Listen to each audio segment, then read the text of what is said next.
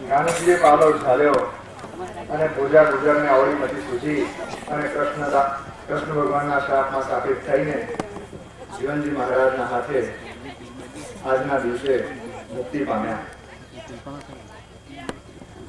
આજે માગસર સુદ બીજનો દિવસ છે અને ભક્તોના મનોરથ પૂરો કરવા માટે જીવનજી મહારાજે 6 માસનો વાયદો લીધો હતો. ભાદરવા સુદ પાછળના દિવસે સદગુરુ જીવનજી મહારાજનો જે સ્વધામ પધારેનો સમો છે એમાં જીવનજી મહારાજે છેલ્લે આપણને સૌને આદેશ આપ્યા છે અને ચેતવ્યા છે. ભાઈઓ, કોઈ બોલવે તો બોલવાશો નહીં. પરમેશ્વર મોરલી મનોહર તે ખરા, જો બીજા હોય તો બ્રહ્મા એ દરગાહ લઈ જાય. રેડ સિગ્નલ હતો, વોર્નિંગ હતી આપણને એનાથી ચેતવાનું છે. જેમ ચતુરદાસ ચેતી ગયા એમ આપણે પણ ચેતવાનું છે. આપણે આપણી પરંપરાને અનુકૂળ આજે સદગુરુ શ્રી જીવનજી મહારાજને સ્મરણાંજલિ અર્પવાની છે. આપની રામ કબીરની અનેરી પરંપરા પ્રમાણે આપને વિઘ્નહરણનું પદ સમૂહમાં ગઈને સદગુરુ શ્રી જીવનજી મહારાજને સ્મરણાંજલિ આપીશું. સંગીતકાર બંધુઓ વિઘ્નહરણ ગાશે. આપણે સૌ સાથમાં જઈને સદગુરુ શ્રી જીવનજી મહારાજને સ્મરણાંજલિ અર્પણ કરીશું.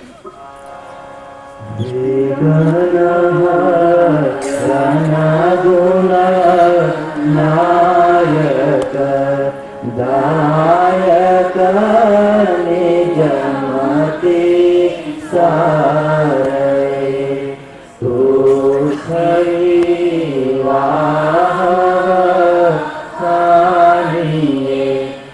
आन चाहो तनो पारे सरस्वता स्वामी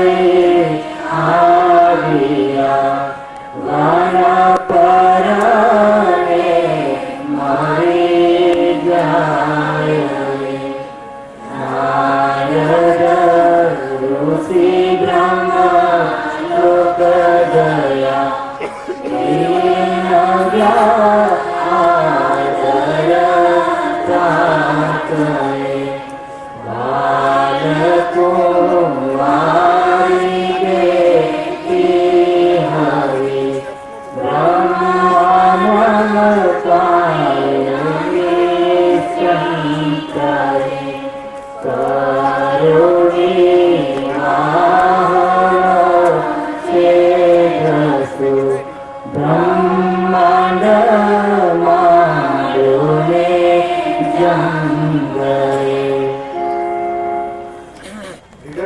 પદ ગાતા સદગુરુ શ્રી જીવનજી મહારાજનું એકાંતિક સાનિધ્ય આ ભૂમિ પર જાણે ઉતરી આવ્યું હોય એવો ભાવ થયો. ખરેખર તો આ જીવનવાડીમાં સદગુરુનું સાનિધ્ય એની રજે રજમાં રહેલું છે. આ જંગલમાં મંગલ બન્યું એ સદગુરુની કૃપા છે.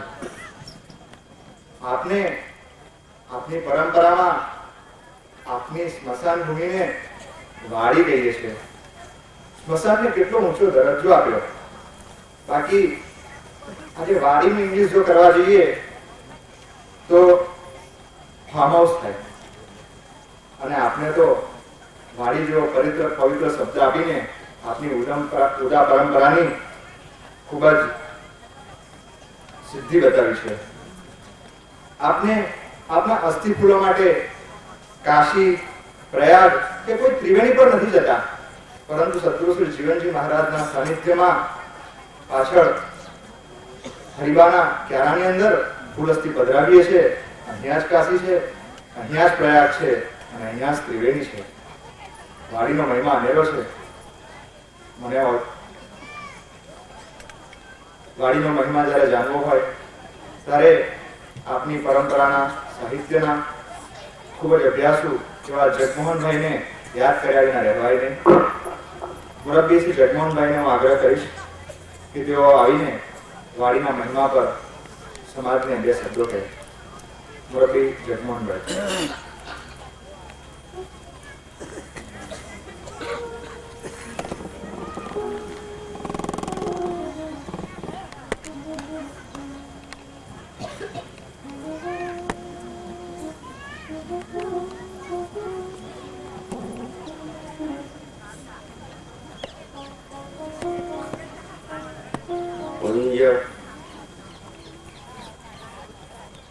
જગદીશચંદ્ર મહારાજ અને સદગુરુ જીવનજી મહારાજના લાડેલા ઉદા ભક્ત સંતો, અન્ય સંતો, મુરબ્બીઓને મારા સપ્રેમ રામ કબીર.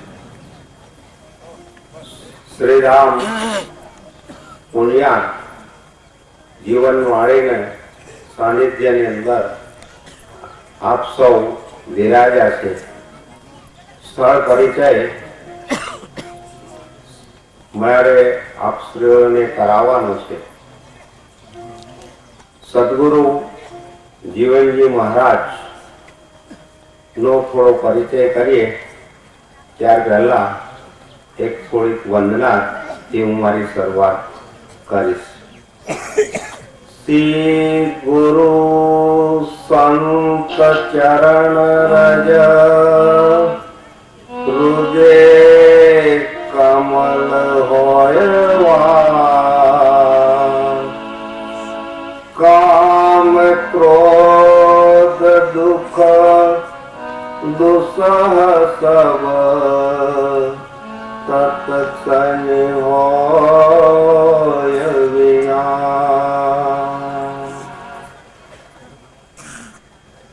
ધન ધન દર્શન આપનું અને કલ જુગ દિયા વિશ્રામ અનિલ ભક્તિ નામ રૂપમાં જીવન પ્રગટ બતાયો રામ.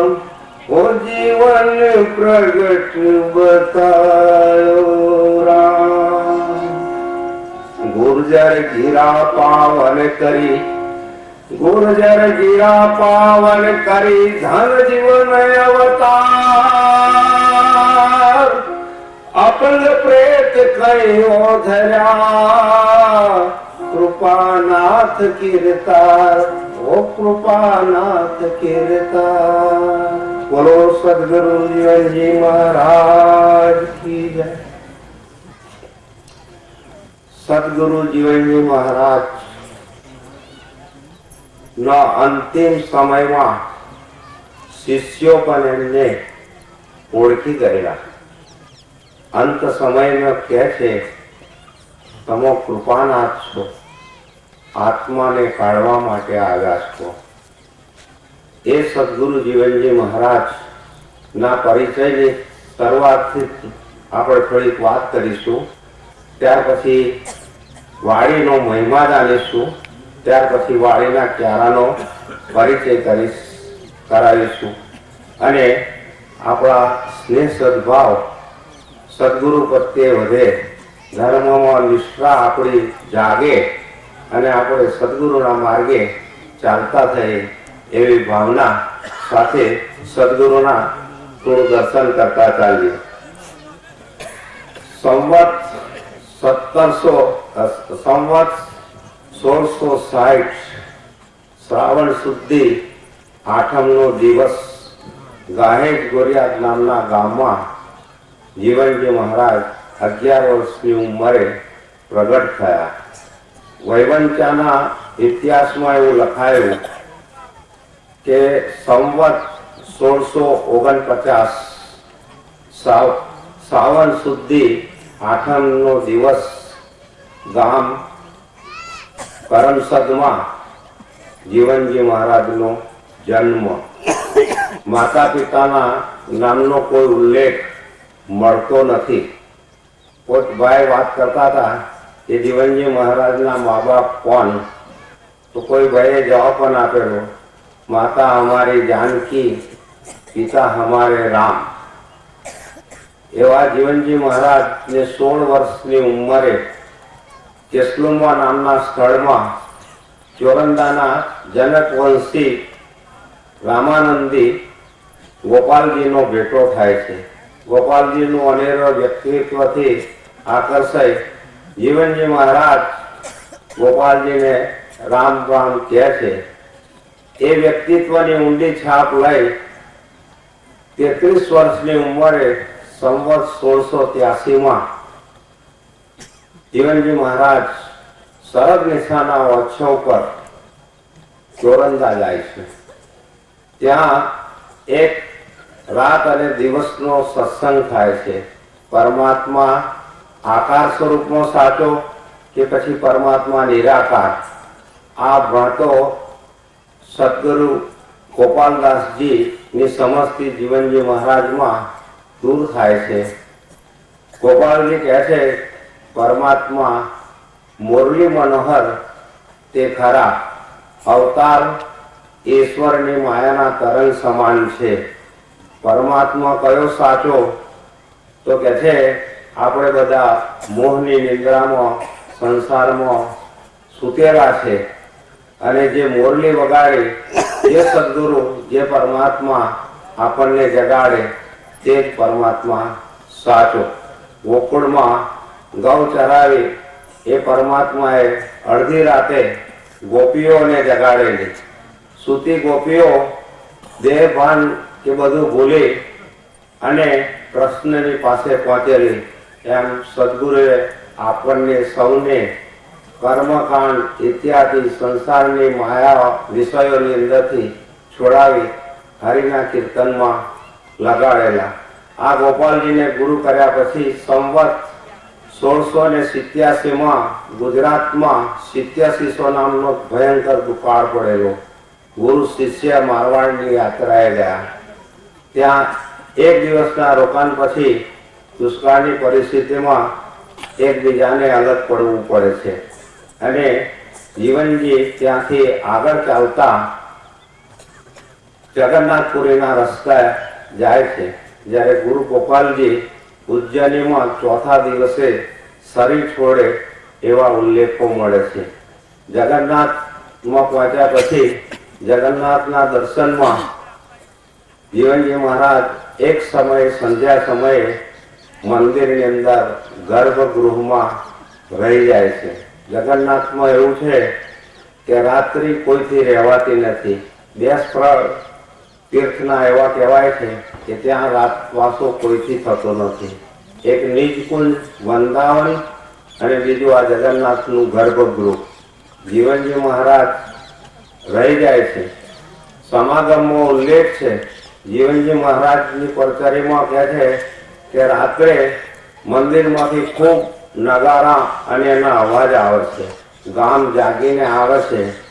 સવાર થતા દરવાજો ખોલે, સદગુરુ જીવનજી મહારાજને બહાર નીકળેલા જોઈ પૂંજારી અને રાજા અહોભાવથી દર્શન કરે, જાણે છે કે કોઈ સંત પુરુષ છે. અંદર શું વાતો થઈ, જીવનજી મહારાજની પરચરી અપ્રગટ હતી, હવે નવા ઉદાર ધર્મમાં પંચરત્ન માળામાં પ્રગટ થઈ છે. જાણજો, મારી પાસે સમયનો થોડો અભાવ છે. આ જીવનજી મહારાજ યાત્રા કરતા અનેક સ્થળો ફરતા કલેશ્વરના શિખર પર થી જોતા ભારત ભૂમિની અંદર વિવિધ વિસ્તારોની અંદર જુદી જુદી જ્વાળાઓ જુએ છે. પછી એમને થાય કે મારે ક્યાં જવું. ગુજરાત તરફ નજર કરતા પોતાના જન યાદ આવે છે. કુંજુ પક્ષીને યાદ કરી જીવનજી મહારાજ ગુજરાત તરફ આવવા નીકળે છે. આ રસ્તામાં બરેલીમાં નારણદાસ ખત્રી 32 વર્ષથી સદાવ્રત ચલાવતા બેઠેલા. કોઈ એમને એક સંશય હતો કે કોઈ કપટના ભાવથી માળા તિલક ધારણ કર્યું હોય, એવા કોઈ સંત હોય કે એવા કોઈ ગુરુ હોય, એના સંગથી આપણો પરમાત્મા પમાય. જીવનજી મહારાજ કે આપણે પામી શકીએ, કારણ આપણી જો સાચી ભક્તિ શ્રદ્ધા હોય. નારણદાસ નું મન માને છે. સદગુરુ જીવનજી મહારાજ આગળ જતા એક રામાનંદ અને રાધા વલ્લભી સંપ્રદાય પાળતા દંપતીને ત્યાં આવે. પતિ રામાનંદી છે, પત્ની રાધા વલ્લભી સંપ્રદાયની છે. બંનેના સંસાર એક, પણ ચાલવાનું જુદું. રામાનંદીને દુઃખ થાય, એવામાં આકાશવાણી જેવો ભાવ થાય છે કે કોઈ રામાનંદી આવી બાઈનું મન મેળવશે. જીવનજી મહારાજ ત્યાં પધારે છે, બાઈને સમજાવે છે કે ભક્તિ કરો તો પતિ પત્ની એક સાથે ચાલો. જો ધરી એક નહીં હોય તો પૈડાનો કોઈ અર્થ રહે નહીં. સંસારના બંને પૈડા એક ધરી પર સાથે ચાલવા જોઈએ. અને એ રીતે સમજાવી સૌથી પહેલા આપણા સંપ્રદાયના આ ભક્તોને માળા તિલકની દીક્ષા આપે છે. ત્યાંથી મારવાડમાં ખેડિયા, ચંદેરિયા, દેવાસાવી ગામોમાં લગભગ 14 કુટુંબો આ ભક્તિ માર્ગમાં જોડાય છે.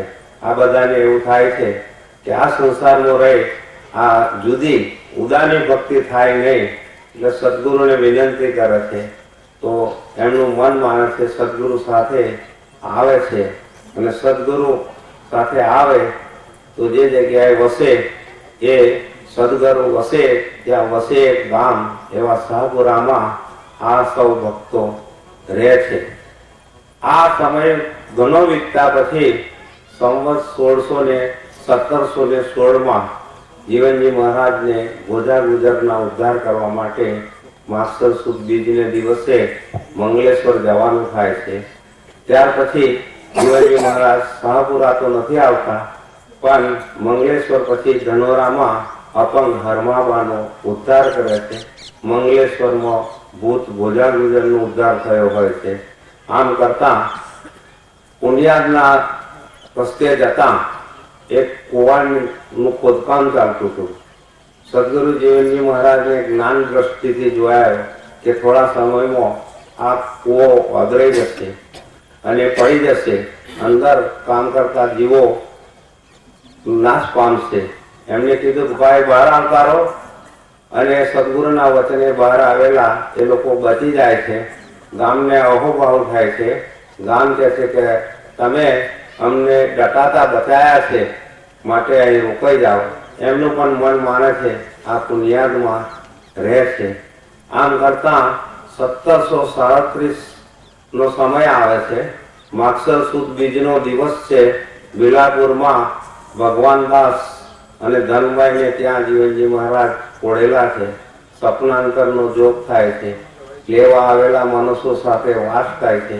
ભક્તોને કઈ સંભળાતું નથી, કોની સાથે વાત કરે છે. પૂછે છે, મહારાજ ગોષ્ઠ કાની સાથે કરો છો?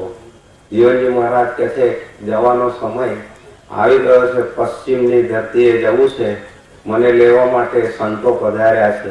જીવનજી મહારાજ પૂછે છે આવેલા ભાઈઓને કે તમે આવ્યા છે ત્યાં કબીરજી છે, રાકાજી છે, નામદેવજી છે, બધા હા કે છે. પૂછે છે ક્યાં છે? ભાગવળે ઊભા છે. જીવનજી મહારાજ કહે છે કઈ બાલ ગોપાલને ઘણી આશા છે, માસ છઠ્ઠે હું આવીશ. ફરી 6 મહિનાનો વાયદો જેઠ સુદ બીજ 1737 પૂરો થાય છે. સવારનો સમય છે.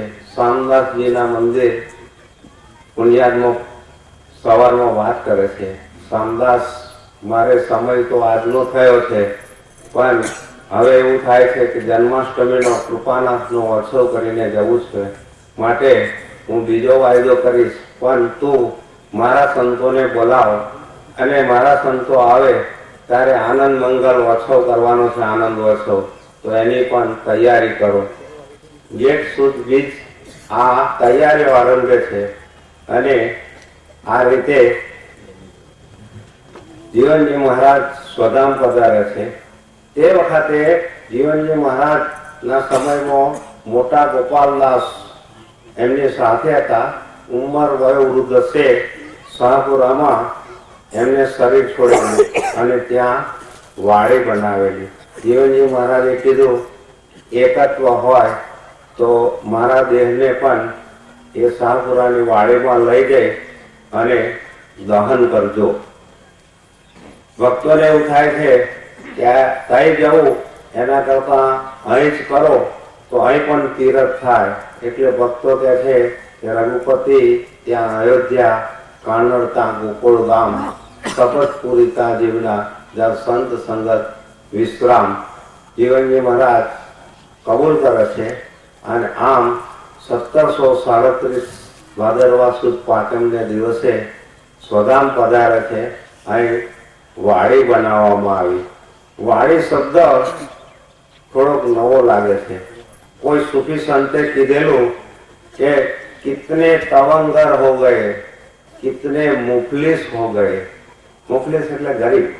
कितने तवंगर हो गए, कितने मुफलिस हो गए, खाक में जब मिल गए तब दोनों बराबर हो गए.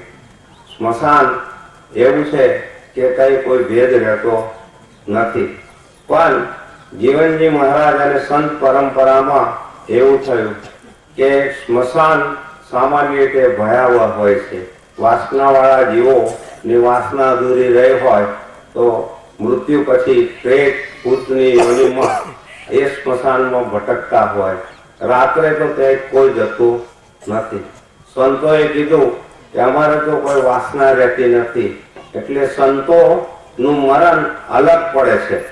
સામાન્ય મરણમાં માણસનું અવસાન થાય ત્યારે ઠાઠડી બંધાય, પણ સંતોનું અવસાન થાય ત્યારે સંતો તો એમ કે છે કે અમે તો મરતા નથી, તે છોડીએ છે અને પરમાત્માને મળવા જઈએ છે.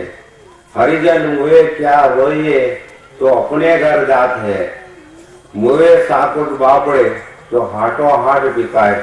એટલે સંતો ની સિંહાસન ની અંદર આનંદ કીર્તન ઉત્સવ કરતા લઈ જવાના હોય અને ત્યાં એમની દહન ક્રિયા થાય. ત્યાં તુલસી વાવવાને કારણ એમના જીવન સમર્પિત થયેલા હોય છે, પ્રભુને સમર્પિત થયેલા હોય એટલે ત્યાં તુલસી ક્યારા થતા હોય. સામાન્ય રીતે વાડી એવું સ્થળ છે કે જે 12 માસ લીલું રહે. બાકી ચોમાસામાં વરસાદ પડે તો બધે લીલોતરી દેખાય, પણ ઉનાળાનો તાપ તપતો હોય તો બધે પાન ખરી જાય. પણ જેને વાડી બનાવી હોય એ વાડી લીલી રહેતી હોય.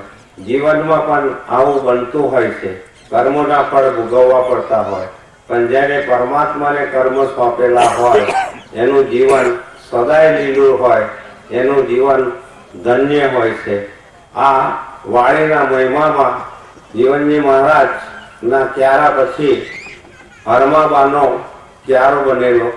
આ ક્યારાની એક બાજુએ પુત્ર પરંપરાના ક્યારા છે અને બીજી બાજુએ એમની પત્નીઓના ક્યારા છે. સમયનો થોડો અભાવ છે એટલે થોડો પરિચય ક્યારાનો કરાવી અને હું થોડાક પ્રસંગો જોડેલા છે એટલે જે મહારાજો છે, શામદાસજી મહારાજ જીવનજી મહારાજના 5 પુત્રો પૈકીના બીજા નંબરના પુત્ર છે.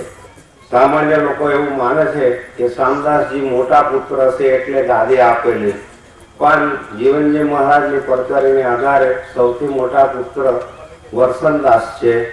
અને 5 પુત્રોના નામ એમના પત્નીઓ સાથે આ પરચારીની અંદર આપેલા છે. જીવનજી મહારાજે ધનોરાના હરમાબાના અતિ આગ્રહથી અને સર્વ લોકોના આગ્રહથી સંસાર પ્રવેશ કરેલો. અને આ હરમાબા ધનોરાના રતનસિંહ નામના ઠાકોરના હતા, પુત્રી હતા, જન્મથી અપંગ હતા. પણ સદગુરુ જીવનજી મહારાજ ધનોરા પધાર્યા ત્યારે સૂકો પીપળ લીલો થઈ જાણી રતનસિંહે આ પુત્રી પર અનુગ્રહ કરવા કીધેલું. જીવનજીની કૃપાથી હરમાબા પણ ફરતા ફરતા ચાલતા થયા અને ભક્તિમાં લાગી ગયા. શામદાસજી મહારાજ ને પુણ્યની ગાદી માટેની માળા આરોપી આ શામદાસજી મહારાજના પત્નીનું નામ પાનાબા હતું અને એમના પિતાનું નામ રામદાસ હતું. શામદાસજી મહારાજને 2 પત્ની હતા. બીજા પત્નીનું નામ ચેનબા હતું. પાનાબાના પુત્ર દ્વારકાદાસજી થયા. આ દ્વારકાદાસજી ના જન્મ સંબંધે પણ એક હકીકત છે. જીવનજી મહારાજ દ્વારકા યાત્રામાં જાય છે ત્યારે એક દિવસ શામદાસજી સાથે છે. શામદાસજીને એવું કહે છે કે શામ તારે ત્યાં પુત્ર જન્મ થયો છે. અને આટલે દ્વારકા યાત્રાને લીધે એમનું નામ દ્વારકાદાસ રહ્યું છે. આ દ્વારકાદાસના પત્નીનું નામ ફૂલબા છે. એ રતનદાસ નામના ભક્તના પુત્રી હતા. દ્વારકાદાસ પછી રાઘવદાસ મહારાજ આવે છે. રાઘવદાસ મહારાજને સુંદરબા જેમના પિતા જયરામદાસ હતા, બનજીબા જેમના પિતા મણિરામ હતા, દુધીબા જેમના પિતા રતનદાસ હતા, એવા 3 પત્નીઓ હતા.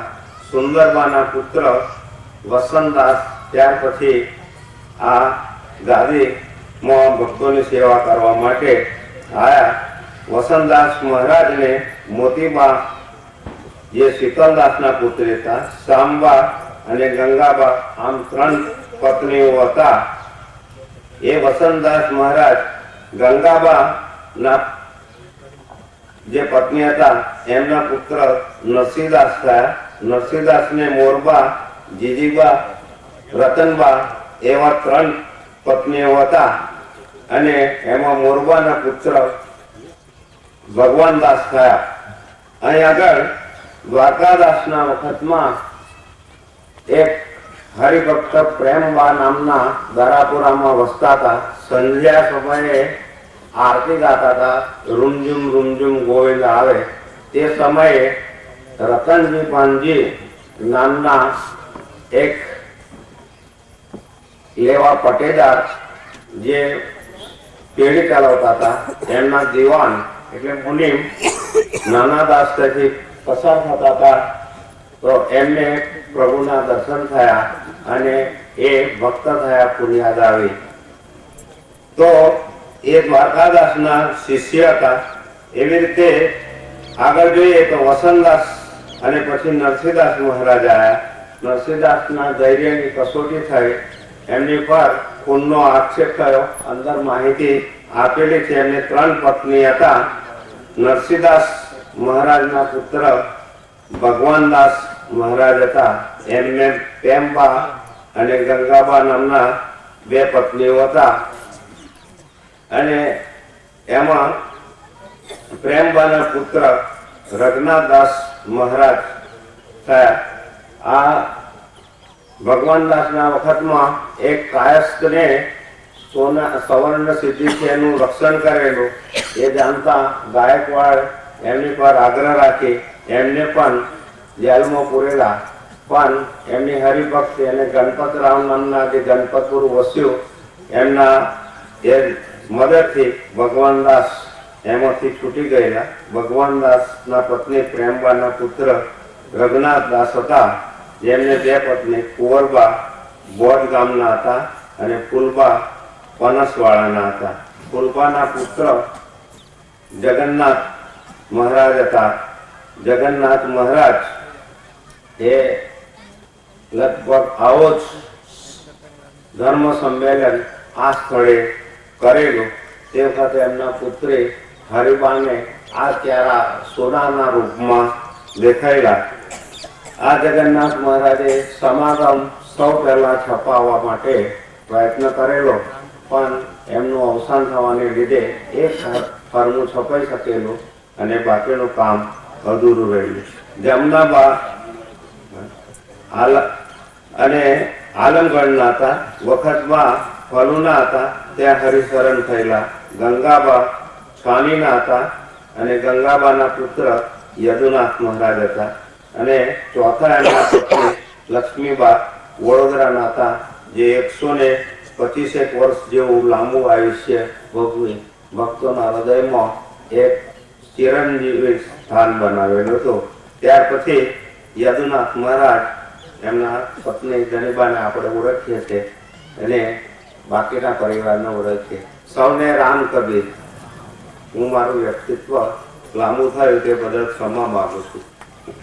ફરીથી પ્રેમપૂર્વક રામ કબીર. દરમિયાન સુરત વિભાગથી આપણા માનવંતના મહેમાન મુરબ્બી શ્રી ડાયાભાઈ પધારી ચૂક્યા છે. હવે આપનું જે વ્યાસપીઠ છે એ પણ શોભી રહ્યું છે. મંડપમાં વક્તાઓની પણ કંઈક હાજરી છે. થોડા ઘણા બહાર છે. જો અંદર આવી જાય ને તો વધારે રૂપાળું લાગે. બહાર ઉભેલા ભાઈઓને મારો નમ્ર આગ્રહ છે કે સભા મંડપમાં બેસીશું તો તમે અને સભા મંડપ બંને વધારે રૂપાળું લાગશે. ભલે રૂપાળા લાગવાની વાત આવે તો વાલા લાગવાની વાત આવે, અને વાલા લાગવું હોય તો ફુલાર કરવો પડે. આપણા આચાર્ય, ગુરુ પરિવારના અને માનવંતા મહેમાનોને આપણે ફુલાર કરીને વાલા લાગવાનું ચૂકાય ખરું. હવે આપને આજના માગસર સુદ બીજના પાવન દિવસે ફુલારથી આપના માનવંતા સંતો અને મહેમાનોનું ફુલારથી સ્વાગત કરીશું. સૌ પ્રથમ પરમ પૂજ્ય ગુરુવર્ય શ્રી જગદીશચંદ્ર મહારાજનું ફુલાર અર્પીને સન્માન અને સ્વાગત વિધિ ભગતના હસ્તે કરીશું. કુમારી ભાવિકા શ્રીહરિભાઈ ફૂલપાત્ર લઈને સામે આવશે. મુરબ્બી વિધિ ભગત.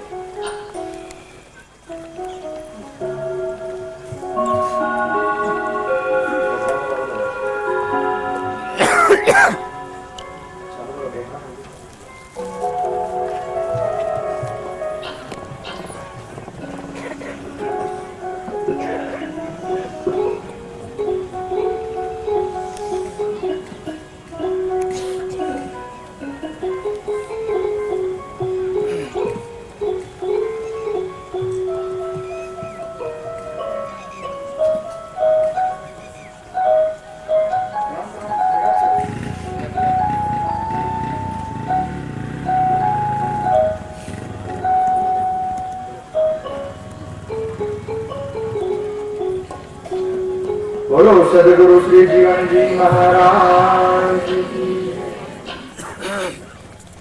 પૂજનીય શ્રી પ્રેમચંદ દાસજીનું ફુલાર અર્પીને સ્વાગત અને સન્માન આપના ખંતીલા કાર્યકર શ્રી સુભાષભાઈના હસ્તે કરીશું.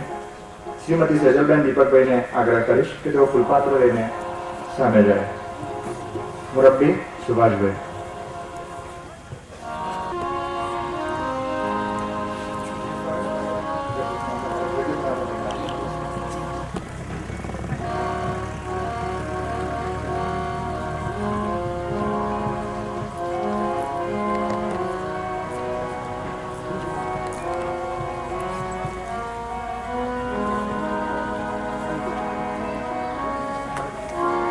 સદગુરુ શ્રી રામદેવ કબીર સાહેબ કી. આપના આજના કાર્યક્રમમાં આપના આમંત્રણને માન આપીને માનવંતા સંતો અને આચાર્ય પધાર્યા છે. કબીર જ્ઞાનાશ્રમ વિશ્વામિત્રી વડોદરાના મહંત મહાન પદ્મનાભદાસજી પણ પધાર્યા છે, તો આપણે તેમનું પણ ફૂલ આપીને સ્વાગત અને સન્માન કરીશું. મુરબ્બી આઈટી ભગતને હું વિનંતી કરીશ કે તેઓ મહાન પદ્મનાભદાસજીનું ફૂલ આપીને સ્વાગત અને સન્માન કરે. સુનૈનાબેન નિર્મળભાઈ હું આગ્રહ કરીશ કે તેઓ ફૂલપાત્ર લઈને સાથે જાય.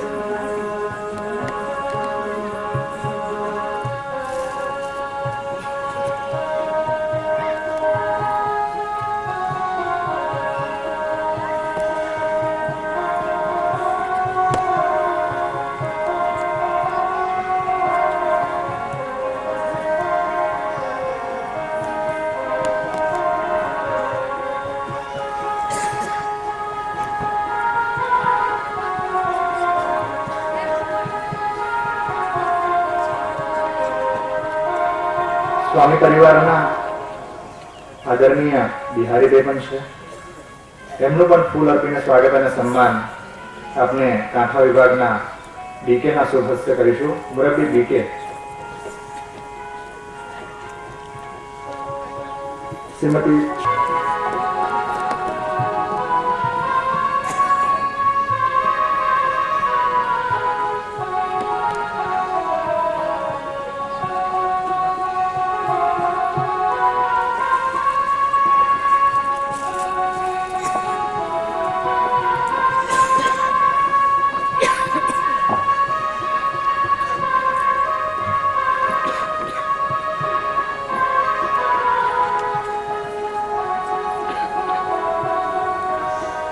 આપના પૂજ્ય પ્રેમચંદ દાસના મહાવિદ્યાલયના જે જયદેવભાઈ જાની પણ ઉપસ્થિત રહીને શોભામાં ખૂબ જ અભિવૃદ્ધિ કરી છે, એમનો પણ લાવો લેવાનો છે. એમનું ફુલહાર આપીને સ્વાગત સન્માન આપના સુરત વિભાગથી પધારેલા મુરબ્બી શ્રી સન્મુખભાઈના શુભ હસ્તેથી કરીશું. શ્રીમતી ભાવનાબેન મુકેશભાઈ ફૂલપાત્ર લઈને સાથે જશે. મુરબ્બી સન્મુખભાઈ.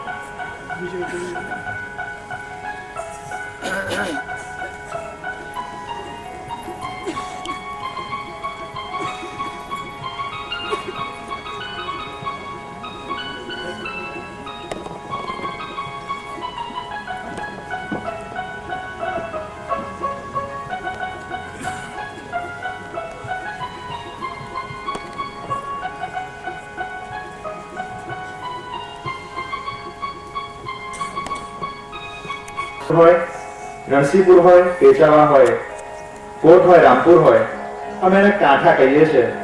અમે દ્વિભાવ નથી રાખતા, એક ભાવ છે, અદ્વૈત પણ સમજીએ છીએ અમે. એટલે મહેરબાની કરીને કોઈ અનિચ્છ ન સમજે. શ્રીમતી નિર્મળાબેન રામજીભાઈ, આપ આવો, ફૂલપાત્ર લઈને સાથે જવાનું છે.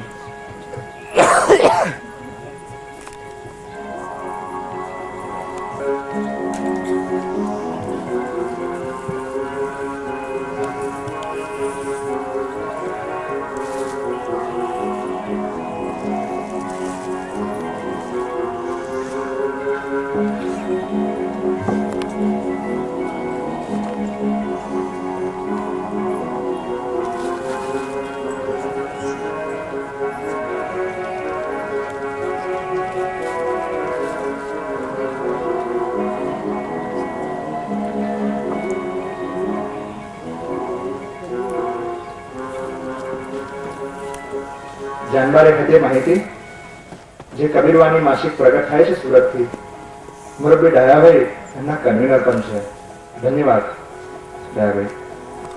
હવે આપના ફલુ ગામના પડથારાના ભક્ત મુરબ્બી રણછોડભાઈ બળદેવભાઈનો ફુલહાર આપીને આપણે સ્વાગત કરીશું.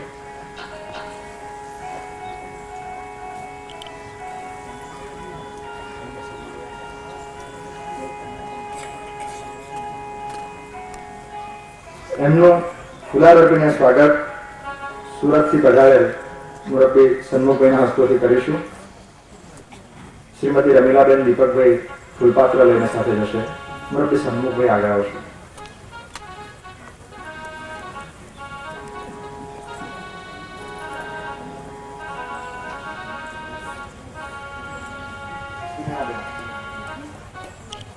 સુનૈનાબેન નિર્મળભાઈ આવશે.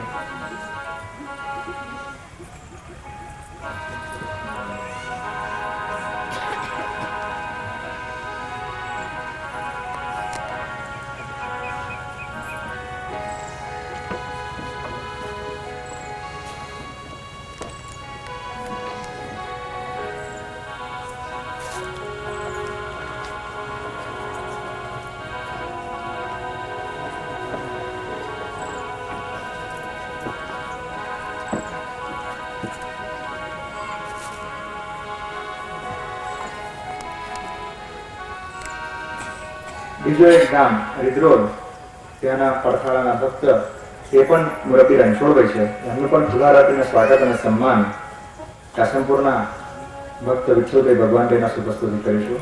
મુરબ્બી વિઠ્ઠલભાઈ, આપ આગળ આવશો અને તમારી ભાવિકા શ્રી હરિભાઈને કહીશ કે તે આગળ આવે તો પાત્ર લઈને સાથે જવાનું છે. યુગાનુયુગ બંને પડખાળાના ભક્તો જે આજે છે કાંઠા વિભાગમાંથી, એમનું નામ રણછોડભાઈ છે અને બંને ભક્તો પડખાળાની પરંપરાને ખૂબ જીવંત રાખી રહ્યા છે. એમના નામ પ્રમાણે કદી રણને છોડીને ગયા નથી. નામ રણછોડ જરૂર છે પણ રણ છોડીને જતા નથી. પડખાળાની પરંપરાને ખૂબ જ સારી રીતે નિભાવી રહ્યા છે.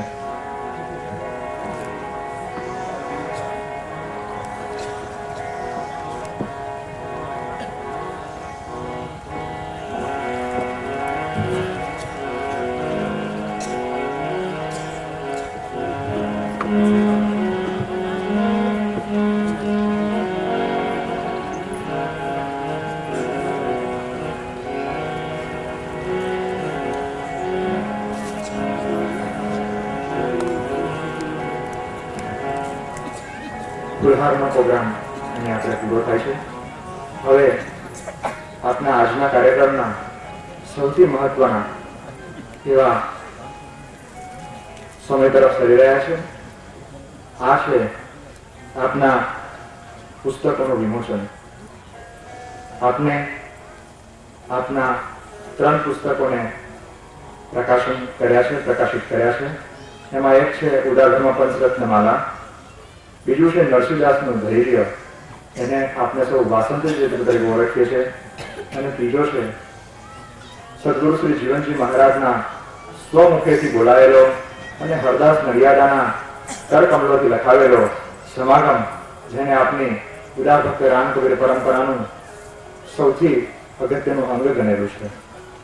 સૌ પ્રથમ આપને ઉદારધર્મ પંચરત્ન માલાના પુસ્તકનું વિમોચન કરીશું. વિમોચન આપને આપના સ્વામી પરિવારના પરમ પૂજ્ય આદરણીય શ્રી બિહારીભાઈ રણછોડભાઈ સ્વામીના શુભસ્તથી કરીશું. શ્રીમતી શિલ્પાબેન અનિલચંદ્રને વિનંતી કરીશ કે તેઓ પાત્રમાં ઉદારધર્મ પંચરત્ન માલાનું પુસ્તક લઈને સામે આવે.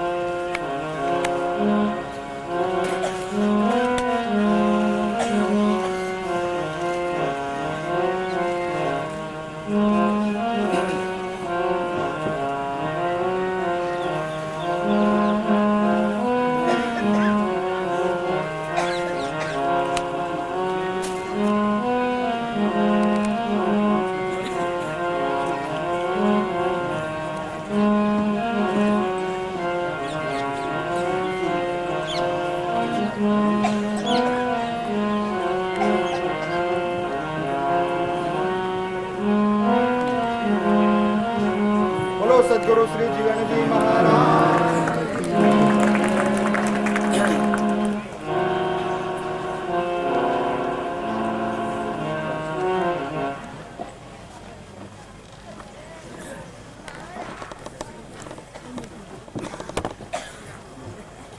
આપની પુણ્યાત ગાદીનો મહિમા એ શબ્દોમાં કંડારાયો છે। વાસંદી ચૈત્ર રૂપે એનું નામકરણ કર્યું છે નરસિંહદાસનું ધૈર્ય। ખૂબ સંઘર્ષ, ખૂબ તિરસ્કાર કરીને નરસિંહદાસ પાર પડ્યા અને ચરિત્રને આપણે નરસિંહદાસનું ધૈર્ય કર્યું। ક્યાંય એમને ધીરજ ધૈર્ય ગુમાવ્યું નથી। નરસિંહદાસના ધૈર્યનું પુસ્તકનું વિમોચન કબીર જ્ઞાનાશ્રમના પરમ પૂજ્ય મહંત પદ્મનાભદાસજીના કરકમલોથી કરીશું। પાત્રમાં પુસ્તક લઈને શ્રીમતી દેવબેન વિઠ્ઠલભાઈ ભગતને આગ્રહ કરીશ કે તેઓ આવે।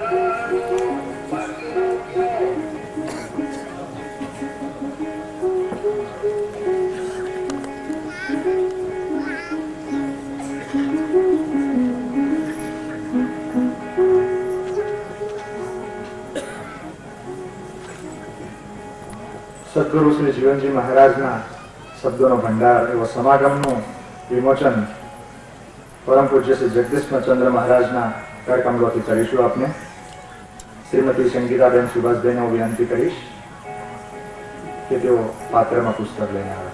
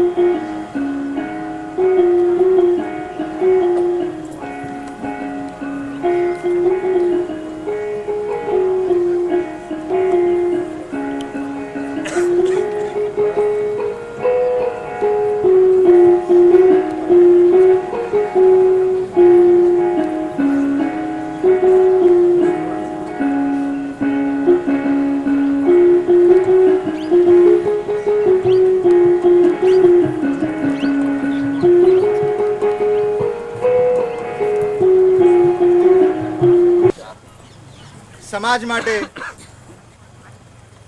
એક ખૂબ જ નિષ્ઠાથી કામ કરીને દાતાઓ અને ગુરુ પરિવારની ભાવનાનું આજે અહીંયા સુંદર દ્રશ્ય ખડું થયું છે. હવે આપની પરંપરાના રક્ષક, રખેવાળ અને અનુસરનારા ભક્તોને આપણે સન્માનવા પડે. ભારતમાં રહીને ભારતીય સંસ્કૃતિની સેવા કરવી, સમાજમાં રહીને સમાજની સેવા કરવી એ બહુ સામાન્ય બાબત તો નથી, પરંતુ અસામાન્ય બાબત તો શું છે કે પરદેશની ભૂમિમાં, પશ્ચિમી સંસ્કૃતિમાં હરિગુણ ગાવા, રામ કબીર પરંપરાને ટકાવી એની સેવા કરવી. મુરબ્બી શ્રી ઈશ્વરભાઈ ત્રિકમભાઈ ભગત, ડોક્ટર ઈશ્વરભાઈ ત્રિકમભાઈ ભગત, તેઓ અમેરિકાની અંદર ન્યૂ જર્સી એડિશન સિટીમાં રહીને સમાજની ખૂબ મોટી સેવાઓ કરી રહ્યા છે. એમની 20 વર્ષની તપસ્યા અને આરાધનાના ફળરૂપે આપની સૌની નૈતિક ફરજ બને છે કે આપને એમને સન્માનીએ. તો હવે આપને ડોક્ટર આઈટી ભગતનું એમની 20 વર્ષની સેવાઓનું કંઈક ફૂલ નહીં તો ફૂલની પાંખડી રૂપે સન્માન કરીશું. શ્રીમતી કૃષ્ણાબેન ને પણ વિનંતી કરીશ કે તેઓ ડોક્ટર આઈટી ભગતની સાથે આવે. આપની ભારતીય સંસ્કૃતિ કહે છે કે સ્ત્રી એ પુરુષની અર્ધાંગીની હોય. જો ડોક્ટર આઈટી ભગતનું સન્માન કરીએ અને કૃષ્ણાબેન રહી જાય કેટલું માથું કહેવાય. અર્ધાંગીની સાચા અર્થમાં અર્ધાંગીની છે. તો મારી ડોક્ટર આઈટી ભગત અને શ્રીમતી કૃષ્ણાબેનને વિનંતી છે કે તેઓ આવે અને પરમ પૂજ્ય શ્રી જગદીશચંદ્ર મહારાજના કર કમળોથી એ સન્માન પત્રનો સ્વીકાર કરે. મુરબ્બી આઈટી ભગત, શ્રીમતી કૃષ્ણાબેન.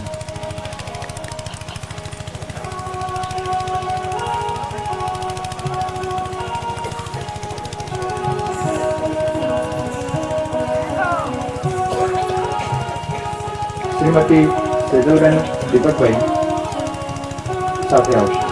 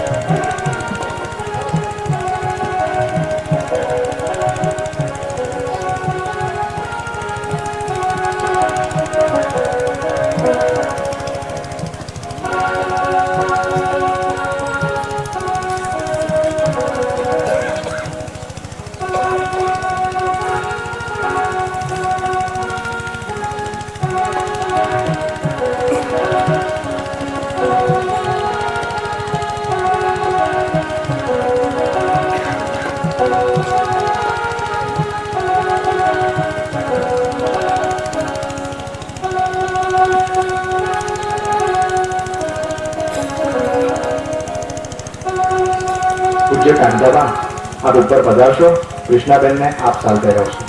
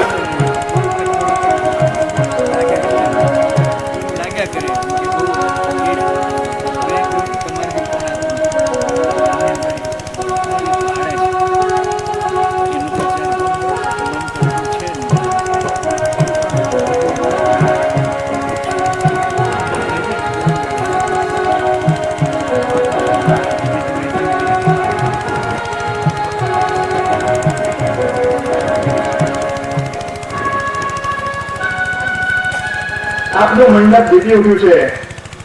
કબીરવડના મહાન પરમ પૂજ્ય શ્રી રાજેન્દ્ર પ્રસાદ દાસજી પણ પધારી ગયા છે. આપણે સૌ તાળીઓના ગડગડાટથી એમનું સન્માન કરી દઈએ. ભક્ત સમાજ વતી હું પૂજ્ય રાજેન્દ્ર પ્રસાદને ભક્ત સમાજના રામગઢ પાઠવું છું.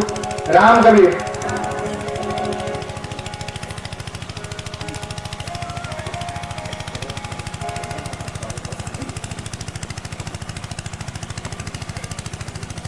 સ્વાગત વિધિનું એક્સટેન્શન આપણે કરીએ થોડું, કારણ કે મહારાજ થોડા લેટ પધાર્યા પણ આવ્યા જરૂર. મુરબ્બી કંચનભાઈ, કંચન એટલે સોનું, બીજું મને ખબર નથી. અને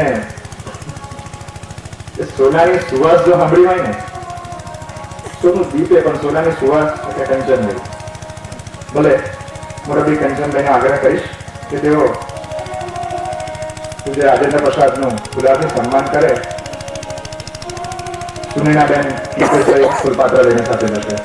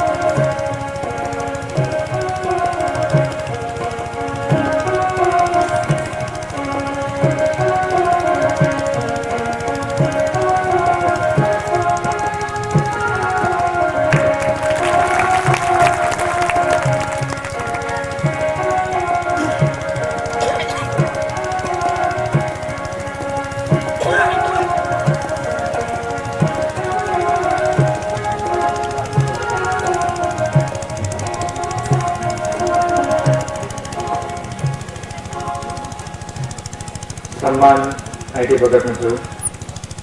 ખૂબ ખૂબ અભિનંદન ડોક્ટર આઈટી ભગત.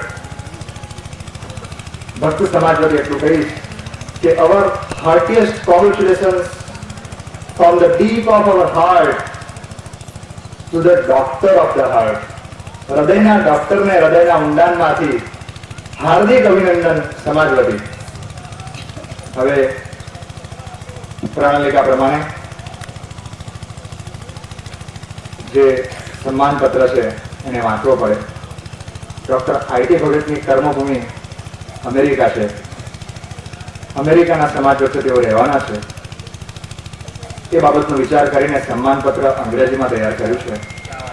એનો ટૂંકો સાર ગુજરાતીમાં આપી અને વાંચવાનો અંગ્રેજીમાં રાખીશ. તો ડોક્ટર આઈટી ભગતનો સન્માન કરવાનો આગ્રહ ગુરુવર્ય પૂજ્ય જગદીશચંદ્ર મહારાજનો હતો. રામકબીર પરંપરાની સેવા અને ઉદા ભક્ત સમાજની સેવા માટે તેમને આપવામાં આવ્યું છે. 5 જૂન 1933માં એમનો પતરા ગામમાં જન્મ, ત્યારબાદ MBBSની ડિગ્રી. 1967માં અમેરિકા તરફ પ્રયાણ અને ત્યાં જઈને નિષ્ઠાપૂર્વક સરકારી નોકરી કરીને સરકારની સેવા બજાવી. ડોક્ટરનો વ્યવસાય અંતે તો સેવાનો જ વ્યવસાય છે. સેવા કરી ત્યાં જુદી જુદી પદવીઓ પર એમને બેસાડવામાં આવ્યા. આજીવિકા રળવાની સાથે આપની પરંપરાને કદીએ ભૂલ્યા નથી. એમની ગળથુથીમાં મા બાપના સંસ્કાર હતા. અમેરિકા જેવી ભૌતિક ભૂમિમાં ઓછવ, ભજન, કીર્તન અને કંઠી દીક્ષા અને સાથે સાથે પડકારો પણ એમને આપ્યો. અમેરિકાને એ બહુ મોટી એક દેન છે એમની. હવે હું આ સન્માન પત્રનું અંગ્રેજીમાં વાંચન કરીશ. ભાષા વિપરીત છે, ભાવ સમજીશું. રામ કબીર. સદગુરુ શ્રી જીવનજી મહારાજની કૃપા. Words of honor. I, Swami Jagdish Chandra Yadunatji, must take privilege on me and on behalf of entire Uda Bhakta Society Samaj to honor Dr. Ishwarbhai Trikambai Bhagat for his greatest contributions for Uda Bhakta Society and Ram Kabir tradition. On 5th of June in year 1933, you were born in the family of Sri Trikambai and Srimati Sadaba at village Patra. From the very childhood, you were given the knowledge of Ram Kabir philosophy and from your respectable fathers and mother. You have completed your primary education up to class 4 at village Patra and proceeded to H.V. Shroff Memorial High School, Baroda for further education, and there in SSC board examination of year 1951, you stood 10th position in entire Gujarat state. You completed your MBBS from the Medical College of MS University of Baroda in 1959 and later for 2 years. You went to England for further training. After returning to India, you started your private nursing home at Baroda. Finally, in 1967, you migrated to USA where you took special cardiology training for 5 years. You were very sincere and particular to your responsibilities, though you were appointed as a medical director of Roosevelt Hospital Clinic, Edison, New Jersey, USA since 1975. You were also appointed as the Director of TB Control for the County and Middlesex of the State of New Jersey for consecutive 22 years till you retire. You are also a member of American College of Cardiology and member of Middlesex County Medical Society. Parallel to allopathy science, you also serve your patient with acupuncture treatment. You retired in June 1996. Though you were devotional and spiritual minded, you thought to devote for USA Uda Bhakta Society. You began religious and social movement of Ram Kabir tradition in 1977 from your home. Performing of achals, bhajans and kirtan during the celebration of Ram Navami, Janmashtami, New Year gathering and other festivals are the main attraction of entire Uda Bhakta Society. Your timely and auspicious presence to fulfill the tradition of Kandhi Diksha for newborn Uda Bhakta baby in USA and foundation of Parthara tradition in USA will definitely make happy to Sadguru Sri Namdev Kabir Ji and Sadguru Sri Jivan Ji Maharaj. Your assistance during my USA visit in 1966 were unforgettable moment for me, especially on Janmashtami. You are the charter founder and prime donor of Sadguru Sri Jivan Ji Maharaj Memorial Foundation. You have done concrete attempt for publishing the philosophy of Uda Sampradaya. I am very happy for your strong commitment to spend your rest of life for the integration of Uda Bhakta Society. Your separate conversation about our Ram Kabir philosophy with Bhaktivedanta Swami Prabhupada Ji, Sri Pandurang Athavale, Sri Satpal Ji Maharaj and Sri Pramukh Swami Maharaj for more than 3 hours every time. They all appreciated about our philosophy, which is the unique certificate of your spiritual status. May God bless you and give you healthy, wealthy and long life to serve our society, our philosophical tradition. That only I wish on me and on behalf of Samasta Uda Bhakta Society. Heartiest Ram Kabir from the deep of the heart from all of us, from Swami Jagdish Chandra Yadunath. Long live Dr. I.T. Bhagat, long live Dr. I.T. Bhagat, long live Dr. I.T. Bhagat. Abar.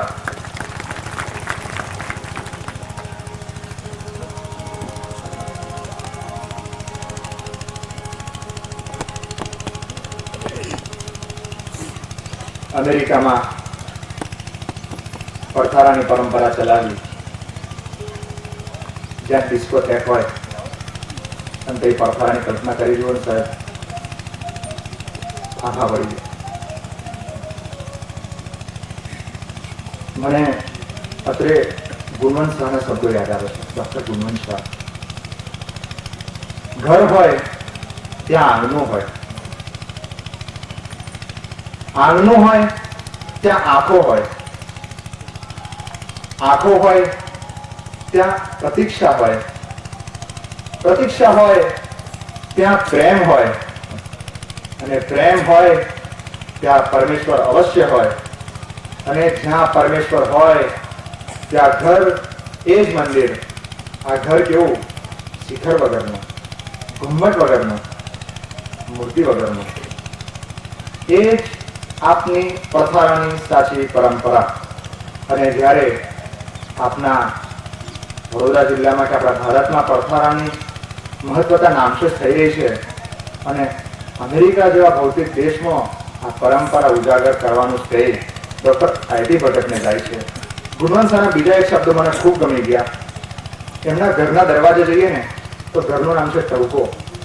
એટલે garden pass કરીને આપણે જ્યારે એમના દરવાજે જઈએ ને ત્યારે એમને ડોક્ટર ગુણવંત સાહેબ નથી લખ્યું, પણ એવું લખ્યું છે, અંધકારને કારણે કદી પણ દીપક બુઝાયો હોય એવું મેં કદી નથી જાણ્યું. આઈટી ભગતનો દીપક રામકબીર પરંપરાનો અમેરિકામાં ગમતલા તોફાન આવે ને, અંધકાર આવે ને, દીપક ના બુઝાય. દીપક પ્રગટે ને ત્યારે અંધકારો નાશ થાય, પણ અંધકાર હોય ને દીપક ઓલવાઈ જાય, નોટ પોસિબલ. અમેરિકાની અંદર ભક્તિ કરવી એ બહુ સુરાતનનું કામ છે. નરસિંહ મહેતાએ કહ્યું છે ને, હરિનો માર્ગ છે સુરાનો, નહીં કાયરનું કામ રે મરદ માણસ. મરદ એટલે પહેરવાન અઠા કઠા નહીં, હૃદયથી મરદ. આપને વધુ સમય ન લેતા મુરબ્બી આઈટી ભગતને હું કહીશ કે તે ઉપસ્થિત ભક્ત સમાજને બે શબ્દો વડે આભાર દર્શન કરે. ડોક્ટર આઈટી ભગત.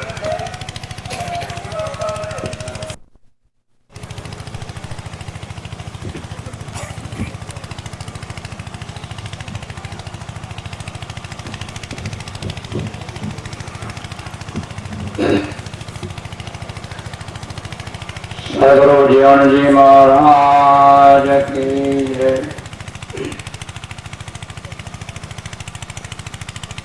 સ્વામી શ્રી વિજયચંદ્ર મહારાજ, પ્રેમચંદ મહારાજ,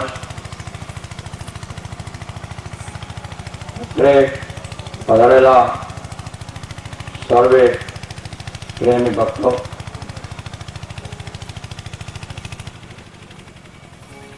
ભક્ત સમાજે જે મારું સન્માન કર્યું એ બદલ આખા ભક્ત સમાજનો, ત્રણેય જિલ્લાનો તેમજ અમેરિકાથી પધારેલા સર્વે ભક્તોનો ખૂબ ખૂબ આભાર. Thank you very much for appreciation of my work.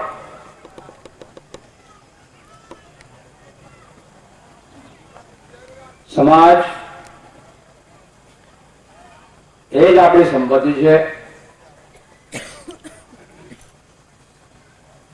સમાજ સિવાય આપણી કઈ કિંમત રહેતી નથી. સમાજ શું છે, સમાજની વ્યવસ્થા શું છે, સમાજ સાથે આપણે કેટલા સંકળાયેલા છે, એના સંદર્ભમાં આપણે જોઈએ તો સમાજ એ આપણી ઓળખાણ છે, એક આઈડેન્ટિટી છે. આપણે બહાર જઈએ તો આપણને કયા નામથી ઓળખાણ છે, કયા નામથી ઓળખે છે, તો કહેવાય છે કે ભક્ત. ભક્ત એ નામથી આપણી ઓળખાણ છે. અમેરિકામાં જ્યારે બાળક સ્કૂલમાં જાય છે તો પૂછવામાં આવે છે, ટીચર પૂછે કે કો સ્ટુડન્ટ પૂછે કે તમારી ઓળખાણ શું, તમારો ધર્મ શું. આપણા મા બાપ જો આપણા ધર્મ વિશે જાણતા ના હોય તો એ બાળકને એક જ્ઞાન પસાર કરી શકતા નથી. આપણે બાળકને આપણે જ્ઞાન આપીએ કે આપણો ધર્મ શું છે, આપણો સમાજ શું છે, એ વિશે આપણે કોઈ પણ જાતની ચર્ચા કરી નહીં હોય તો આપણું બાળક સ્કૂલમાં ટીચર પૂછે કે તમારો ધર્મ શું છે, એનો જવાબ નહીં આપી શકે. એ માટે આપણા સર્વની ફરજ છે કે આપણા બાળકો સાથે ધર્મની ચર્ચા કરવી જોઈએ, સમાજની ચર્ચા કરવી જોઈએ અને સમાજ શું છે એ વિશે માહિતી આપણે આપણા બાળકોને આપવી જોઈએ. સમાજ એ જ આપણી ખરી આઈડેન્ટિટી છે. આપણે સમાજ માટે શું કરી શકીએ એ જોવાનું રહ્યું છે. સમાજ આપણે માટે શું કરે છે એ જોવાનું નહીં, પણ આપણે સમાજ માટે શું કરી શકીએ, શું સેવા આપી શકીએ એ અગત્યની વસ્તુ છે. ગઈકાલે જેમ ડોક્ટર રણચંદ્ર ભગતે કહ્યું કે કેનેડી હતા અમેરિકાના પ્રેસિડેન્ટ જે કેનેડી, કે દેશ માટે આપણે શું કરીએ, દેશ મારા માટે શું કરે એની જોવાનું, પણ તમે દેશને માટે શું કર્યું છે, શું ભોગ આપ્યો છે એ અગત્યની વસ્તુ છે. તે રીતે સમાજ શું આપણને આપે છે એ જોવાનું, એટલે આપણે શું સમાજને આપી શકીએ છીએ, આપણે શું સમાજની સેવા કરી શકીએ છીએ એ અગત્યની વસ્તુ છે. તો આ સંમેલનમાંથી આપણે એ શીખવાનું કે સમાજ સેવા એ ઘણી અગત્યની વસ્તુ છે. સમાજ સિવાય આપણે ચાલવાનું નથી, સમાજની સાથે સાથે ચાલવાનું છે, સમાજના રીત રિવાજો પ્રમાણે ચાલવાનું છે. સમાજની બહાર ગયા તો આપણે કઈ વેલ્યુ રહેતી નથી, કિંમત રહેતી નથી. હવે આપણે આ થોડી સંમેલન વિશે વાત કરીએ. આ સંમેલન નામ ભક્તિ સંમેલન, ઉદા ભક્ત પરિવાર ભક્તિ સંમેલન. આ સંમેલન આપોઆપ થતું નથી, એ સદગુરુ જીવન મહારાજની અને ભગવાનની આજ્ઞાથી થાય છે, સંકેતથી થાય. સંકેત એ પ્રથમ વસ્તુ છે. થોડા સમય પહેલા આ સંકેત થયો. જગદીશ મહારાજ સાથે, પ્રેમજન સાથે થોડી વાર્તાલાપ થઈ કે આજે ભક્ત સમાજને શું જોઈએ છે, ભક્ત સમાજને જ્ઞાન જોઈએ છે, તો એ જ્ઞાન કઈ રીતે આપવું, તો આવા સંમેલન દ્વારા જ આ જ્ઞાન થાય. એ સંજ્ઞાથી આ સંમેલનનો ઉદ્ભવ થયો અને આજે આપણે આ સંમેલનમાં સર્વે ભક્તો ભેગા મળી બેઠા છે. આ સંમેલનનો એક જ હેતુ કે આપણો ભક્ત સમાજ એક સાથે એકી સાથે બેસીને બધા જિલ્લામાંથી, મતલબ કે આપણા કાણમમાંથી, નાનીપાલ, મોટીપાલ, સુરત ડિસ્ટ્રિક્ટ તેમજ માઠા જિલ્લામાંથી, ભારતમાં નહીં પણ અમેરિકાથી તથા બીજા પ્રદેશના દેશોમાંથી જ્યાં જ્યાં જીવનની મહારાજના બાળકો વસે છે એ સર્વે બાળ આજે એકત્ર થઈ એક જગ્યાએ બેસી વ્યક્તિગત ભેદભાવ ભૂલીને, વિભાગીય ભેદભાવ ભૂલીને, ધાર્મિક ભેદભાવ ભૂલીને આજે સમાજ એકત્રિત થઈ રહ્યો છે. એ જ આ સંમેલનની શોભા છે, સંમેલનની વૃદ્ધિ છે. આ સંમેલનમાં કોઈ પણ જાતનો ભેદભાવ રાખ્યા સિવાય, ઊંચ કે નીચનો ભેદભાવ રાખ્યા સિવાય, પદવી નો પણ ભેદભાવ રાખ્યા સિવાય, માન અપમાનનો પણ ભેદભાવ રાખ્યા સિવાય જે આપ એકત્રિત થયા છો એ જ એ મહાન કાર્ય છે આ સંમેલનનો. આ સંમેલન દ્વારા જ આપણે આપણો સમાજનો વિકાસ કરી શકીએ. સંમેલનથી આપણે ધર્મનો પ્રચાર કરી શકીએ, સંમેલનમાં એકબીજાના વિચારો આપલે થાય, ધાર્મિક ચર્ચા થાય અને ધર્મનો વિકાસ થાય. અત્યાર સુધી આપણે જોઈએ કે ભક્ત સમાજનો વિકાસ જોઈએ એટલો થયો નથી. બીજા સમુદાયની સરખામણીમાં આપણે જોઈએ તો આપણો સમુદાય ઘણો પાછળ રહ્યો છે. બીજા સંપ્રદાય આપણા પછી થયા. આપણો સમુદાય 350 વર્ષ પહેલાનો છે, છતાં પણ એ સમુદાયનો વિકાસ થયો નહીં. તો આ વિકાસની જરૂર હતી, જરૂર જણાઈ. સમાજે એની માગણી કરી કે સમાજને કંઈ જોઈએ છે, સમાજને ભૂખ છે, તો એ ભૂખને આપણે મટાડવી જોઈએ.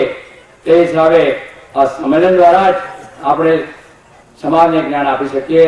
અને આ સંમેલન વખતે આપણે જે સાહિત્યનો પ્રચાર કર્યો એ સાહિત્ય દ્વારા જ આપણે આ સમાજમાં આપણે આગળ વધી શકીએ. સાહિત્યથી જ આપણે જ્ઞાન આપી શકાય છે. સાહિત્યમાં પુસ્તક દ્વારા, વિડીયો દ્વારા, કેસેટ દ્વારા, ચર્ચાથી પણ આપણે ધર્મનો પ્રચાર કરી શકીએ છીએ. આ સંમેલન પહેલા ઘણા સંમેલન થયા. પહેલું સંમેલન આપણે રાત્રે વિડીયોમાં જોયું તે પ્રમાણે સદગુરુજી જીવન મહારાજ ગામ પધાર્યા. તે વખતે આખો ભક્ત સમાજ ભેગો થયો અને સંમેલન થયું. બીજું સંમેલન 122 વર્ષ પહેલા સદગુરુ શ્રી જગન્નાથ મહારાજે કર્યો. અને આ સંમેલન ત્રીજું સંમેલન ગણાય પણ એવું પ્રથમ સંમેલન છે કે જ્યાં વિદેશથી પધારેલા ભાઈઓ પણ આવેલા છે. આ સંમેલન ઇન્ટરનેશનલ કન્વેન્શન કે આંતરરાષ્ટ્રીય કન્વેન્શન તરીકે સંમેલન આ અગત્યતા છે કે આંતરરાષ્ટ્રીય સંમેલન તરીકે જ આ ગણાય. આવા સંમેલનો ભવિષ્યમાં થાય એ પ્રકારે આપણે પ્રયત્નો કરવા જોઈએ. આખો ભક્ત સમાજ આને માટે તત્પર રહે. ભક્ત સમાજને આજે જાગૃતિની જરૂર હતી કે ઘણા ભાઈઓ ભક્ત સમાજ શું છે, ભક્ત સમાજ સિદ્ધાંતો શું છે, જીવન દ્વારા આપણને શું કહી ગયા છે એ કોઈ જાતની માહિતી હતી નહીં. તો આ સંમેલન દ્વારા જ ભક્ત સમાજને જે જ્ઞાન જોઈએ, જે સિદ્ધાંતો જોઈએ, આપણા જીવન મહારાજના જે સિદ્ધાંતો છે તે વગેરે વગેરે માહિતી આ સંમેલનમાંથી મળી રહે છે. એ રીતે આપણે આપણો વિકાસ કરી શકીએ છીએ. હવે આપણે સદગુરુ જીવન મહારાજ આપણને શું આપ્યું છે, શું સિદ્ધાંતો છે તેનો આપણે થોડો વિવેચન કરીએ. સદગુરુ જીવન મહારાજ 11 વર્ષે ગુજરાતમાં આવ્યા. ગાજ ગોરિયાદ ગામે પધાર્યા. 11 વર્ષની ઉંમર હતી. તે જમાનામાં અત્યારની હાલની જે એજ્યુકેશન સ્કીમ છે, કોલેજ છે, એ કોલેજ હતી નહીં. છતાં પણ એ એટલા બધા જ્ઞાની હતા. એ સંત હતા. સંત એકલા જ નહીં પણ એ એક ડોક્ટર તરીકે પણ, મેડિકલ પણ જ્ઞાન તરીકે એમનામાં ઘણું જ્ઞાન હતું. જ્યારે સદગુરુ જીવન મહારાજ પધાર્યા તે સમયે સમાજમાં ઘણા ઊંડા તત્વો હતા. એમાંનો એક દાખલો આપણે લઈએ તો જે કર્મકાંડ કહેવાય છે, એ કર્મકાંડના મૂળ એટલા ઊંડા બેસી ગયા હતા સમાજમાં કે એને કાઢવા ઘણા અઘરા હતા. એવા જમાનામાં સદગુરુ જીવન મહારાજે ભક્ત સમાજને કર્મકાંડનો નિષેધ કર્યો. કર્મકાંડ કાઢી નાખ્યા. સીધા ભક્તિનો માર્ગ બતાવ્યો અને ઉપદેશ આપ્યો કે પરમાત્માને પામવા માટે કોઈ પણ જાતના કર્મકાંડની જરૂર નથી, કોઈ પણ જાતની વિધિ કરવાની જરૂર નથી, પૂજાની જરૂર નથી, તીર્થ જવાની જરૂર નથી. એક ફક્ત પરમાત્માના નામથી જ આપણા આત્માનો ઉદ્ધાર થાય છે. મારી પ્રાપ્તિ માટે એક જ વસ્તુ એ ભક્તિ, હરિનામ સ્મરણ. ગીતાના છેલ્લા અધ્યાયમાં જે ગીતાના અભ્યાસકો છે એમને ખ્યાલ હશે કૃષ્ણ ભગવાન કુરુક્ષેત્ર પર જ્યારે અર્જુનને સંવાદમાં કહે છે કે કર્મ એ ફરજ છે, કર્મ કરવું જોઈએ, પણ મારી પ્રાપ્તિ માટે કંઈ પણ કરવાની જરૂર નથી. 24 કલાક મારું રટન કર, એથી જ આત્માનો ઉદ્ધાર થવાનો છે. એ આપણે આ કર્મકાંડની વિધિ જે અત્યારે અત્યારના જવાન પ્રમાણે ભક્તિ સમાજમાં થોડી થોડી આવવા માંડી છે, એ આપણા સદગુરુજી મહારાજે નિષેધ કર્યો છે. એને આપણા ભક્તિ સમાજમાં ફરી પ્રવેશ આવે છે, એ દુઃખની વાત છે. ભક્ત સમાજે સમજવું જોઈએ કે આપણે કયા માર્ગે જઈ રહ્યા છે. બીજો સિદ્ધાંત સદગુરુજી મહારાજે આપણને મૂર્તિ પૂજાનો આપ્યો. એ મૂર્તિ પૂજાનું ખંડન કર્યું. એ કેમ કર્યું, સાથી કર્યું, એનો આપણે વિચાર કરીએ. જીવનની મારા સમયમાં ભારતમાં મુસલમાન લોકોનું આખા ભારતમાં સામ્રાજ્ય હતું. મુસલમાનોનો ધર્મ હતો, બાદશાહનો વડ હતો કે ભારતમાંથી હિન્દુ ધર્મનો નાશ કરવો. તે હિસાબે જ્યાં જ્યાં આપણા મંદિરો હોય, જ્યાં જ્યાં હિન્દુ ધર્મના અસ્તિત્વ હોય, તે અસ્તિત્વનો નાશ કરવો. તે હિસાબે હિન્દુ ધર્મનો નાશ કરવાનો આદેશ મુસલમાને હાથે લીધો હતો. આ જમાનામાં જો આવા સંત પુરુષો થયા નહીં હોત તો આ હિન્દુ ધર્મ આપણો નાશ થયો હોત. એ હિસાબે મહારાષ્ટ્રમાં, દક્ષિણ ભારતમાં રામાનંદ જેવા સંત પુરુષ થયા, ગુજરાતમાં કબીર સાહેબ થયા, જીવનજી મહારાજ થયા, પંજાબમાં ગુરુ નાનક થયા, બંગાળમાં મુગાટ થયા. આવા સત્પુરુષો સંતોએ હિન્દુ ધર્મનું રક્ષણ કર્યું. સદગુરુ જીવનજી મહારાજ બહુ બુદ્ધિશાળી,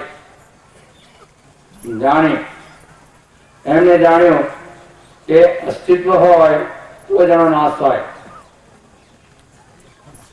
મુસલમાન લોકો આપણા અસ્તિત્વ પર હુમલો કરે છે તો અસ્તિત્વની જરૂર નથી. તો અસ્તિત્વને આપણે રાખીએ તો જેનો નાશ થાય. તો અસ્તિત્વની જરૂર સિવાય પણ આપણે પરમાત્મા પામી શકીએ. તો મૂર્તિને સિવાય અને આપણા હૃદયની ભાવનાથી જો આ હૃદય મંદિરમાં આપણે ભગવાનને વસાવીશું અને આ કીર્તનથી આપણે વસાવીશું તો એ આપણા આત્માનો ઉદ્ધાર થાય છે. એ હિસાબે આપણે માની લઈએ કે તે જમાનામાં જો મૂર્તિ રાખવામાં આવે તો મંદિરો રાખવામાં આવે એનો નાશ થાય.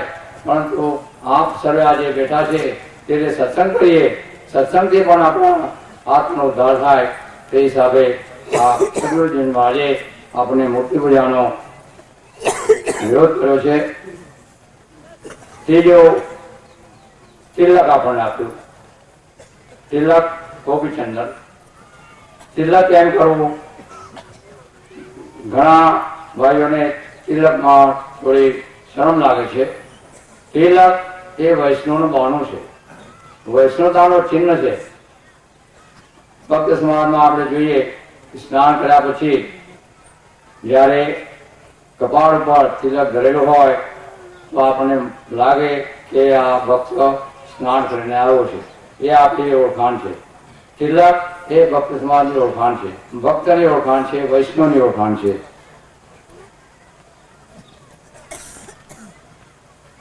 ત્યાર પછી કંઠીની દીક્ષા. કંઠીની દીક્ષા પણ આપવાની છે. ગઈકાલે ડોક્ટર મદન મોહને કહ્યું કંઠી અને આરોગ્યની રિલેટેડ છે. એ કંઠીની દીક્ષા 5 અઠવાડિયા પછી આપવાની હોય છે. એનું કારણ સદગુરુજી મહારાજ એક મેડિકલ જ્ઞાનવાળા હતા. એટલે પ્રસૂતિ પછી ગર્ભાશયનો જે વિચાર થાય છે, જે વિકાર થાય છે, એને આવતા 5 અઠવાડિયા થાય. તે હિસાબે 5 અઠવાડિયાનો આપણો નિયમ રાખેલો છે. ભક્તિથી આપણે સંત બનાવ્યા. કંઠી બાંધે એટલે આપણને સંતની ઉપમા મળી છે. કર્મ અને આત્મા એ એક આખો ડિસ્કશનનો વિષય છે. અજાવી મહારાજે આપણને કહ્યું છે કે કર્મ કરવા જોઈએ અને કર્મમાં છૂટવા માટે આપણે ભક્તિ જ નામ સ્મરણથી છૂટીએ છીએ. મનનો વિકાર આપણે જાણવો જોઈએ. મન એ જ સંચલિત છે. મનથી આપણે હૃદયમાં આત્મામાં આપણે ભગવાનને બિરાજીએ તો મનથી જ આપણો ઉદ્ધાર થાય છે. પરમાત્મા એક છે. કબીર સાહેબ કહ્યા છે કે કબીરા કુવા એક હે ભણિયારી અનેક, બર્તન સબ ન્યારે ન્યારે, પાણી એક કહે. એક જ છે પરમાત્મા. સર્વે આપણે એક રીતે એક સાથે બેસીને પરમાત્માનું સ્મરણ કરીએ. સંતના દર્શનથી આપણે પાવન થઈએ. સંતોના દર્શનથી આપણા ત્રણેય દુઃખો મટી જાય છે. હરિ કીર્તન સાથે મળી આપણે બધા બેસીએ અને આપણા આત્માનો ઉદ્ધાર કરીએ. મારા જીવનના પરિચયો ગોપેશભાઈ આપણને કહ્યા. જુદા જુદા સંપ્રદાયો સાથે, જુદા જુદા સંપ્રદાયના આચાર્યો સાથે મારો ઘણો સંપર્ક હતો. ઘણા વિચારો આપણે થઈ એ આપણને જણાવ્યું. હવે સંતના મેળવવામાં આજે આપણે સંતોના દર્શન કરીએ, એનાથી પાવન થઈએ. આજે મારે ઘણું કહેવાનું છે, સમયનો ભાવ છે, પરંતુ એક વસ્તુ આપણે ધ્યાન રાખીએ કે આપણે આ જે સંમેલનમાંથી અવાજ કાઢીએ છીએ, ભક્તિનો અવાજ કાઢીએ છીએ, એ ભક્તિનો અવાજ ગગનમંડળમાં જાય અને એ પણ આખી દુનિયા પૂછે કે અવાજની શું અસર થાય છે. કાલે પણ એનું ડિસ્કશન થયું અને આ સંધાનમાં આપણે જાણીએ કે સંગીતના અવાજથી શું ફેરફાર થાય. એ આપણે એક દાખલો લઈએ. પંડિત ઓમકારનાથ મલ્હારા જ્યારે ગાય છે ત્યારે વરસાદ પડે એવું જાણવામાં આવે છે. ઇંગ્લેન્ડના એક માણસને વાંચ્યું કે રાગ ગાવાથી, મલ્હારા ગાવાથી વરસાદ પડે. ભારતમાં આવી તપાસ કરી અને એની ખાતરી કરી. જ્યારે વાત આકાશમાં કંઈ હતું નહીં, છતાં પણ જ્યારે પંડિત મલ્હારા ગાયો તો વરસાદ વરસ્યો. એટલે આનો કારણ મતલબ કે સંગીતની અસર કે અવાજની અસર ગગનમંડળમાં પણ થાય. એટલે આજે આપણે ભેગાથી જે ભક્તિનો અવાજ કરીએ છીએ એ ભક્તિનો અવાજ ગગનમંડળમાંથી આખા વિશ્વમાં વ્યાપે. જે રીતે આપણે ભક્તિ કરવાની છે અને એ ભક્તિથી જ આપણે આગળ આવવાના છીએ. કર્મનો આપણે જે કર્મ કરવાના છે એ ક્યારે મીટે કે સદગુરુ આપણને સાચા મળે. સદગુરુ સાચા હોય તો જ આપણને આ કર્મમાંથી મુક્તિ આપે છે. સદગુરુ કેવા હોય એના અનુસંધાન આપણે જોઈએ તો વસંતદાસના વખતમાં જ્યારે વસંતદાસજી ચાંપાનેરમાં ભટજીને ત્યાં રહે છે તે વખતે એમના છોકરાનું આયુષ્ય ઘણું ઓછું હતું. એમણે વાસુદેવ પાસે ચોથા ભાગનું આયુષ્ય માગે છે ને સમય આવે તો આ આયુષ્ય ભટના છોકરાને આપે છે. વાસુદેવે પ્રશ્ન કર્યો કે હું મારું આયુષ્ય આપું, મને ક્યારે ખબર પડે. એના અનુસંધાનમાં કહે છે કે મને આંચકો લાગશે તારા શરીરને, તારે સમજવું કે આયુષ્ય આપ્યું છે. જ્યારે ભટનો છોકરો ભણવા આવે છે, વસંતદાસ એમના આદેશથી, એમની સિદ્ધિથી સદગુરુજીનો જય બોલાવી પાણી છાંટી એ છોકરાનું જીવન કરે છે.